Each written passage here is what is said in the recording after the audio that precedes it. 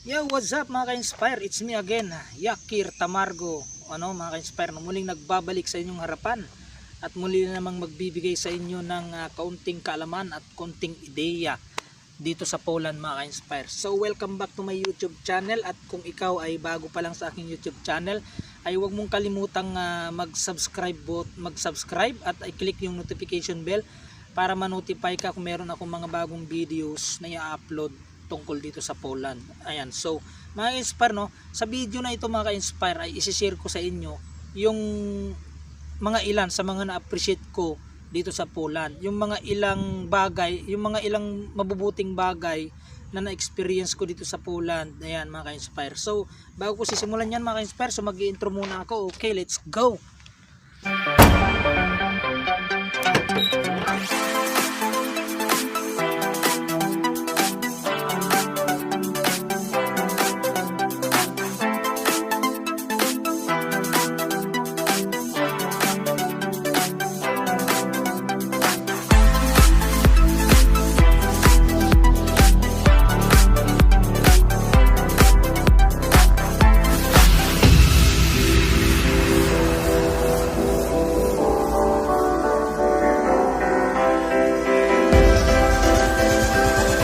Okay, so ayan na nga, nandito na ako mga ka-inspire. So ayan,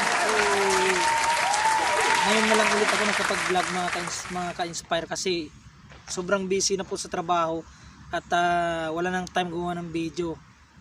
Ngayon nga lang po kami nagkaroon ng day off kasi yung ginagawa namin sa construction ay binuhusan yung mga pundasyon. So wala kaming masyadong gagawin, kaya nagkaroon kami ng day off ngayong Saturday.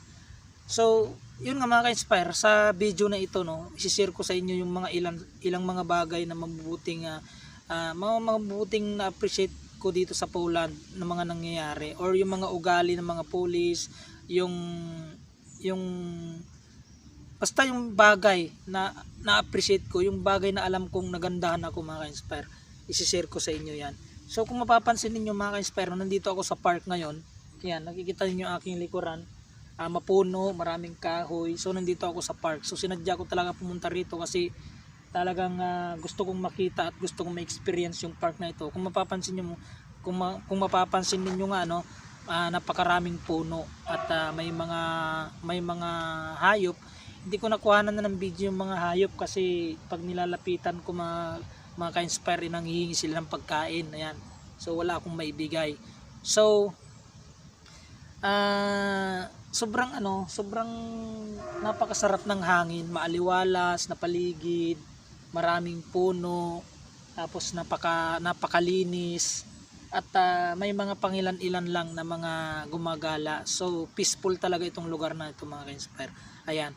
So yun na nga, yung unang-una na i-share ko sa inyo na sobrang na-appreciate ko ng mga ugali ng mga pulis ay sila po ay mga friendly. Ayan po. Mga palakaibigan po sila. Yan. Paano ko po nasabing palakaibigan sila?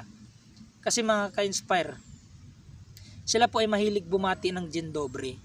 So ang ibig sabihin kasi nun sa atin sa Pilipinas, yung Dzień dobry is pagbati katulad ng good morning, good afternoon.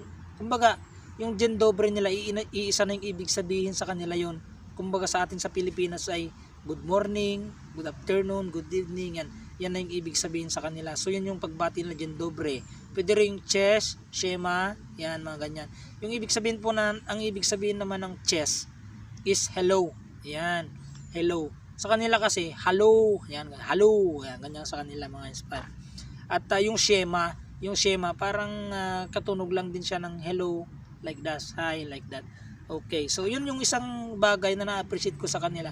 Kasi pagpapasok ka ng trabaho mga inspire, although kahit na makasalubong mo sila dyan kahit saan, babatiin ka nila ng chest. At hindi lang babatiin, kakamayan ka pa talaga nila, kakamayan ka pa talaga nila mga inspire. So yun yung sobrang nakakatuwa sa kanila. Kasi alam mo yun, yung tipong pagod ka sa trabaho, tapos ikaw ay pauwi na, at kumbaga magpapalitan kayo, ikaw ay pauwi na at siya ay papasok pa lang. So yung papalit sa yung police na papalit sa position mo is babatiin ka niyan, kakamayan ka niyan. Ayan. Hindi yung ikaw pagod na nga, Tapos yung papalit sa'yo, sasabihan ka pa ng ang aga mo namang papalit, o kaya sabihin wala ka na naman sa kuta, o kaya sasabihin ang pangit ng production mo, ang pangit ng area mo. Yan, mga ganyan, mga ganyang bagay na nakakadagdag init sa ulo. At least sa kanila, kapag ka sinabihan ka na, kapag ka binati ka na, tapos binitawan ka ng ngiti, yan, nakakabawas yun sa stress, mga inspire, no? Malaking bagay yun para makabawas sa pagod mo sa trabaho. Yan. So, pangalawa, sa mga drivers, mga inspire, sa mga driver na sobrang na ano ko rin to, na experience ko rin to sa kanila, yung pagdating sa stoplight or pagdating sa yung nasa gitna sila ng stoplight, mga kaibigan, no? At nakita mo na kahit mag-isa na lang siya doon sa gitna ng stoplight, ay hindi niya tinatangka na dumiretso or daanan na lang yung red light. So hinihintay nila talaga na mag-green yung kanilang lane bago sila mag-go. Hindi sila, kumbaga aware sila sa rules and regulation, mga ka-inspire, ano. So especially yung mga pedestrian. Sa mga pedestrian, mga inspire, kapag yung isang driver ay nakakita sila ng doon sa pedestrian lane, yung sa tawiran ng mga tao, kapag nakakita sila ng kahit nakatayo ka pa lang doon at yung driver is malayo pa lang siya, titigil na po yan. Pauunahin nila yung tatawid. Kumbaga ang kanilang priority is pedestrian. Priority nila yung pedestrian, mga ka-inspire. Dapat safe na safe. So patatawirin mo na lang, although kahit na malayo pa lang yung sasakyan at ikaw ay nakita na ng driver na ikaw ay gustong tumawid or ikaw ay may balak tumawid, siya ay hihinto, titigil yan, mga inspire. Kung pareho kayong nakatigil siya dun sa may tapat ng pedestrian lane, tapos nakatigil ka din, sisinyasan kaya na pauunahin kanya na patawirin. Ayan, yan yung isa sa mga ugali ng mga driver dito. Hindi naman lahat, mayroon din naman mga kaskasero, pero karamihan po sa kanila is ganun talaga. Hindi pa naman ako nakaka-experience ng mga driver na sobrang, kung mag-drive is akala mo is kanila yung daan, no? So hindi pa ako nakaka-experience ng ganun. So pangatlo, mga ka-inspire, family bonding. Ayan, yung family bonding nila. Ayan. So katulad nito, mga ka-inspire, no? Tingnan niyo, ipapakita ko sa inyo. Isang pamilya po siya. Nandito sila sa park. Medyo malayo kasi.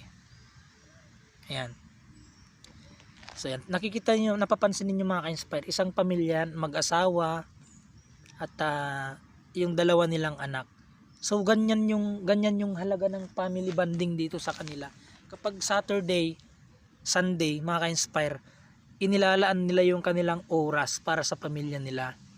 Meron nga ako, mga ka-inspire, experience about dyan sa family bonding na yan. Kasi nung nakaraang linggo lang, mga ka-inspire, ang area ko, ang position ko is tagawalis lang ako sa may overpass. Kasi yung construction, yung management ng construction, hindi nila hayaan na magkaroon ng putik yung daanan, yung tawiran ng mga tao, kasi na kumbaga is nadadamay yung overpass dun sa pagtatayo namin ng train station, ano. So hindi nila hinahayaan na yung daanan ng mga tao is maputik or malikabok. So nag-assign talaga sila doon ng magwawalis every time na may dadaan ng mga truck, na may mga kargang buhangin or may mga kargang mga materyales. Winawalisan kaagad diyan nung ina-assign nilang ano. So meron akong isang experience diyan na nangyari lang nung linggo. Meron isang pamilya, mga ka-inspire, na meron silang kasamang baby. So yung baby, sobrang napakaliit pa talaga. Ang pagkakaalam ko nga is pa lang siya, 1 year old or less than 2 years old. So mga ka-inspire, habang papalapit sa akin yung mag-asawa at saka yung baby, nauna na yung baby. Kasi yung baby, mga ka-inspire, meron siyang bisikleta, pero yung bisikleta niya is walang padyakan. So ang purpose lang nun is para makaupo siya, tapos yung paa niya, yung ginagamit niya para umabante yung bisikleta. Pero bisikleta talaga siya, maliit na bisikleta na walang padyakan. So ganun yung gamit niya. So yung baby nauna, tapos lumapit sa akin. Alam niyo, mga ka-inspire, paglapit niya sa akin, hinawakan niya ako sa tuhod at sinabihan na ako ng Dzień dobry pan. Yan. Yan yung sinabi niya sa akin mga inspire. Dzień dobry pan. Yan. So, naano ako, yung bagay na-touch yung puso ko mga ka-inspire na. Kasi, siyempre, yung alam niyo naman, dumadaan tayo sa lockdown, dumadaan tayo sa coronavirus, di ba? So, dapat, kumbaga, yung mag-asawa, dapat aware sila na hindi ako dapat lapitan. Kasi alam mo yon yung ibang lahi ako, maitim ako, katulad niya, no? Nog-nog, di ba?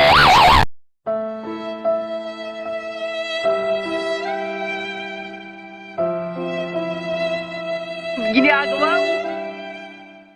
Paglapit ng mag-asawa, so nagtanong ako. Sabi ko, ilimas lat? Sabi ko sa kanya, kid. Tinanong kong ilang taon yung bata, mga inspire. At sinabi sa akin, 2 years old. So 2 taon pa lang yung bata, mga inspire. Marunong na siyang mag-akay ng bisikleta niya. 2 years old, tapos marunong siya mag-read. So doon, nakita ko yung aral doon, yung family bonding, mga ka-inspire.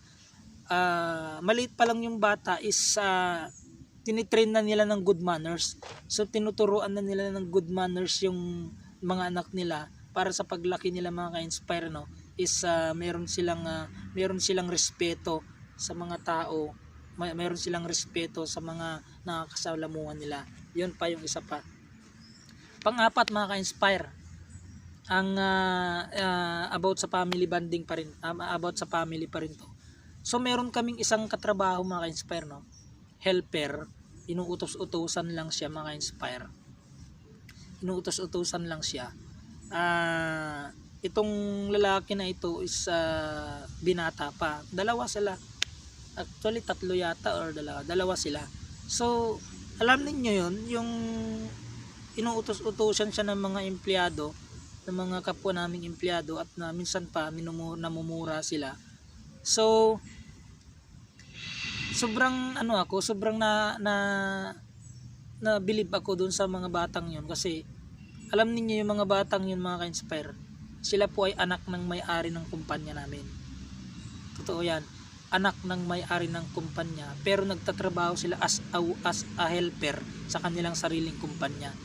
So nakita ko doon, mga ka-inspire, hindi ko alam kung anong purpose nila, no, ng mga magulang at bakit pinagtatrabaho sila, pero ang nakita ko doon na aral is tinitrain nila yung mga anak nila doon sa trabaho or doon sa pagbibuild, kung paano yung proseso ng pagko-construction, para pag sila ay humawak na ng kanilang sariling company, mga ka-inspire, meron silang kaalaman.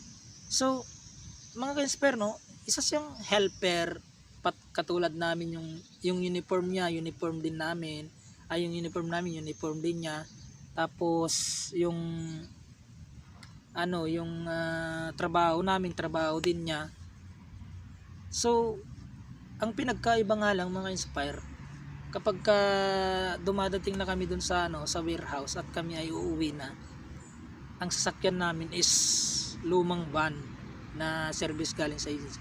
Ang sasakyan is sports car na Mustang. Mga ka-inspire, helper sa construction, inuutos-utos, nagbubuhat ng mabibigat, nagpapala, mga ka-inspire, pero ang sasakyan niya is sports car na Mustang na kulay itim. Hindi ko lang kasi napicturan kasi sobrang kumbaga ayaw nila sa social media. So kung mapapansin niyo sa mga videos ko, mga ka-inspire, wala akong kakaunti lang yung mga naisishare ko ng mga ibang lahi. Pero kung tutusin sana, hindi sila active sa social media, hindi sila mahilig sa mga social media. Ang hilig nila is yung mamasyal kasama ang pamilya nila. Ang hilig nila is yung explore, mamasyal, yan, ganyan lang yung hilig nila dito, mga ka-inspire. So sa ngayon, mga ka-inspire, yun pa lang yung aking may share sa inyo. At sana ay nagbigay, sana ay meron kayong kuhang idea, no, tungkol nga dito sa pulad, lalo na sa mga kababayan natin na papunta or nangangarap na makapunta dito sa Poland. So at least magkaroon kayo ng ideya kung ano yung mga dapat at kung ano yung mga ugali ng mga pulis na dadatnan nyo dito. Hindi na kayo magtataka kung bakit ganun sila. So abangan nyo yung next na videos, yung next na video na gagawin ko mga inspire. Kung ang sinare ko sa inyo ngayon is yung mga good things na mga bagay na na-appreciate sa kanila. Ang next video ko naman na i-share sa inyo is yung mga bad things, yung mga ayaw ko naman na mga ugali na mga inspire. Meron din silang mga ugali na hindi ko nagustuhan, or meron din silang mga ugali na hindi maganda para sa akin. Ayan. So, mga inspire, maraming salamat at sa patuloy na pag-support. So, hanggang dito na lang aking may share sa inyo at sana ay nagustuhan niyo itong video na to at wag ninyong kakalimutang mag-comment at kung meron kayong mga gustong